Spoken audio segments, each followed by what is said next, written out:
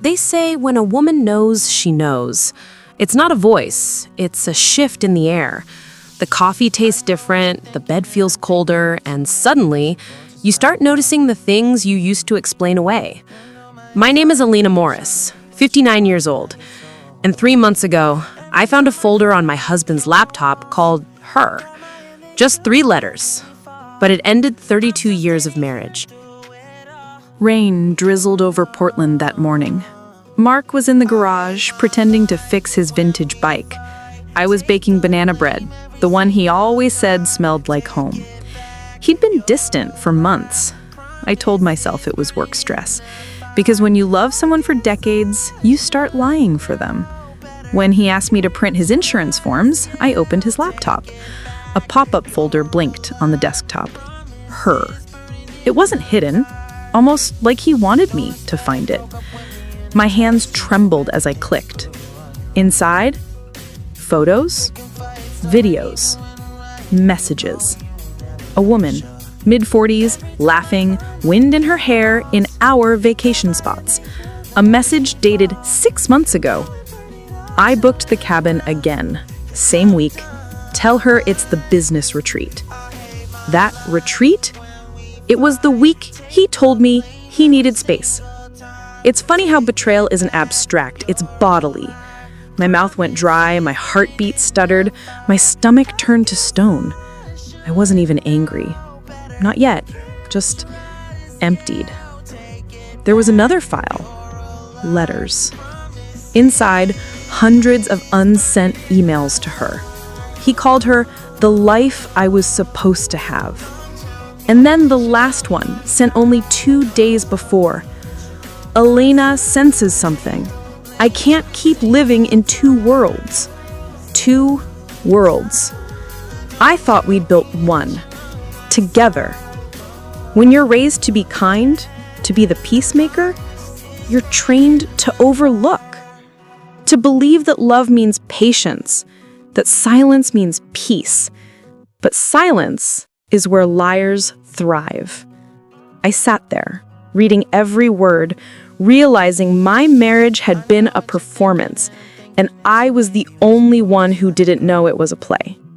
My therapist later called it cognitive betrayal trauma, when your entire reality is rewritten without your consent. But that morning, I wasn't a patient. I was a woman holding the corpse of the life she thought she lived. He came in smelling like rain and motor oil. "Hey, honey, banana bread?" He smiled, and I wondered how many times he smiled like that to her. I didn't yell. I simply said, "Mark, who is she?"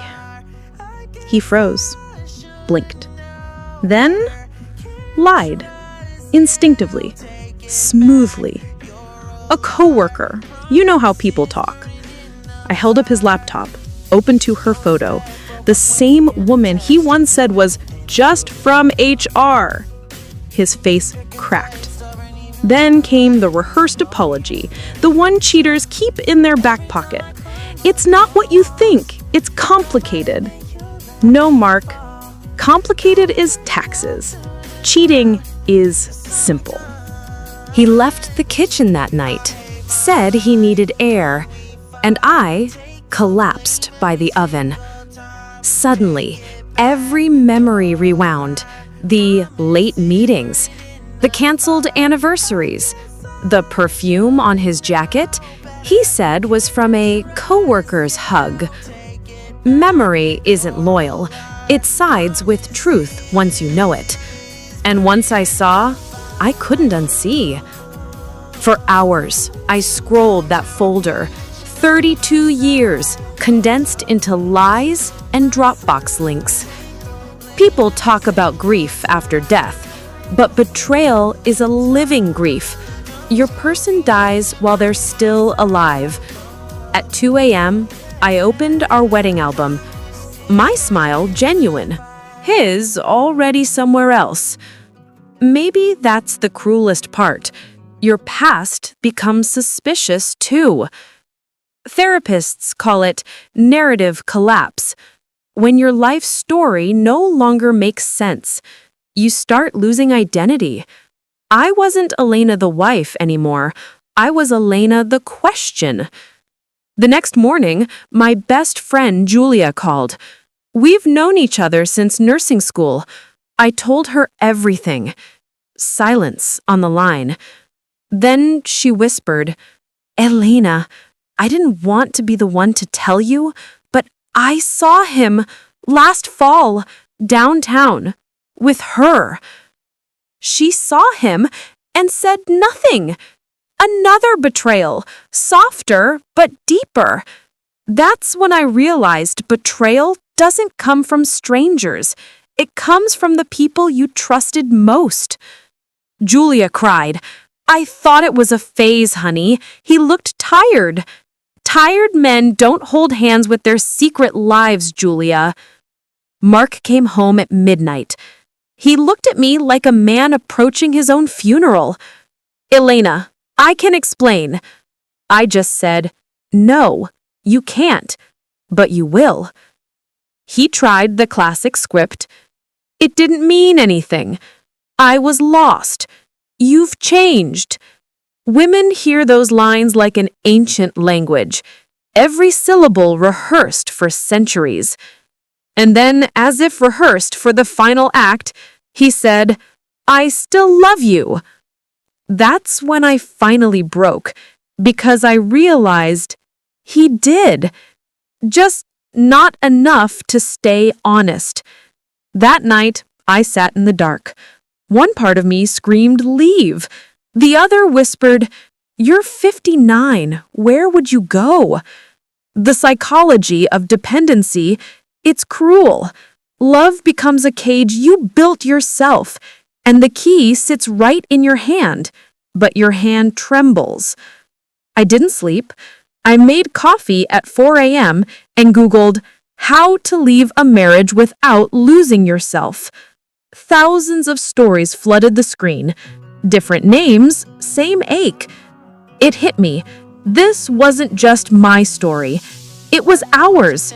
The women who stayed too long because we believed too much. A week later, I got an email from her. Subject line, I'm sorry. My chest tightened. I clicked. Elena, I didn't know he was still with you. He said you had separated. I never meant to hurt you. Attached was a photo. Him, her, and a teenage boy. Caption, our son, Dylan. He just turned 15. 15! That meant he started this when our daughter Lily was 3. I dropped my mug. It shattered, just like the lie I'd lived in. That night, I opened the blank document and started writing. Dear her, you don't know me, but I know you. And maybe together, we'll both stop letting him win. Because sometimes the best revenge isn't loud. It's survival. When he left me, he said she made him feel alive again. I didn't argue. I just asked for one thing. A meeting. Not to fight, just to understand. She walked in like guilt itself had a face. Her hands trembled as she sat down. For a moment, I almost felt sorry for her. Almost. Elena, I didn't mean for this to happen. No one ever means to destroy a home. It just happens, right? I didn't come here to beg or to curse you. I came because I want you to look at me and tell me, was it worth it? He told me you never understood him, that he was lonely. Lonely? I stayed up every night waiting for his footsteps. I learned his silence better than he knew his own heart. But sure, maybe loneliness is louder when someone stops worshiping your selfishness. That day, I realized something. People like him and her, they crave emotions they can't create for themselves.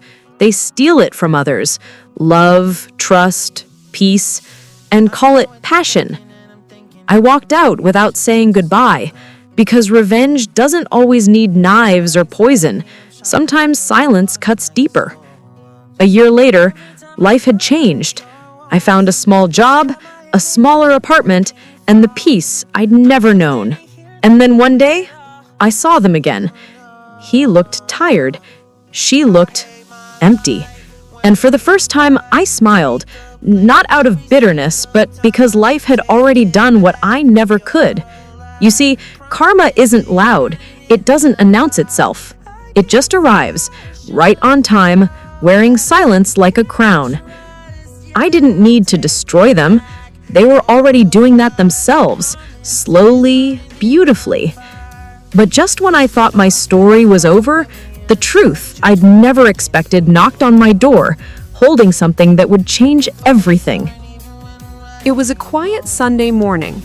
I was watering the plants outside my apartment when the postman handed me an envelope. No name, no return address. Just one word written on it. Sorry. I hesitated, then opened it. Inside was a small note and a photograph. A little boy, maybe 6 or 7 years old, looked up from the picture. His eyes were exactly like my husband's. And the note said, "He is yours. I can't do this anymore." For a moment, I froze. My past, my pain, my betrayal, all came rushing back. But beneath all that, something deeper stirred. A mother's instinct. I didn't want to believe it, but I needed to see the truth with my own eyes.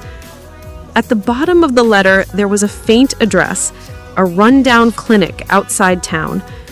When I reached there, I saw her. The mistress. She sat alone on a bench holding the same boy in her arms.